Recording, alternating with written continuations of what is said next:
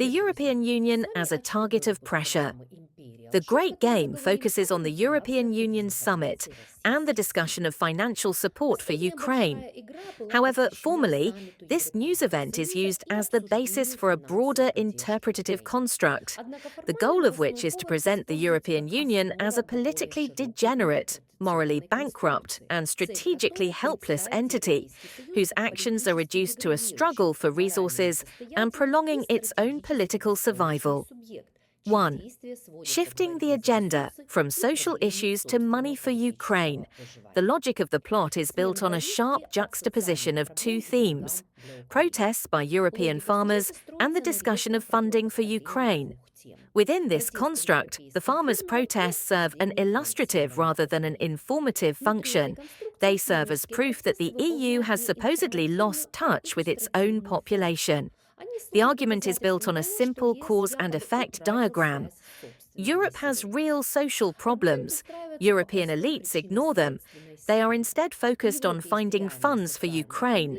Thus, support for Ukraine is interpreted as antagonistic to the interests of European citizens, and any summit decisions are labelled in advance as antisocial and out of touch with reality. We read today's Western newspapers and their headlines. Putin called European leaders little pigs. Well, of course, they were talking about piglets, as Putin said, but naturally, all foreign language publications were generally perplexed as to how to translate the word pigs. So here's Euronews. European pigs wanted to profit from Russia's collapse, Putin declared. That's the title of the article. Politics.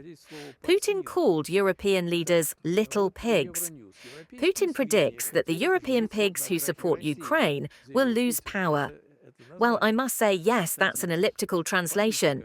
Putin, the European leader, are little pigs who will be replaced. Well, you can only marvel at the richness of the Russian language. You know, a piglet. I've known this for a long time. My grandmother told me so.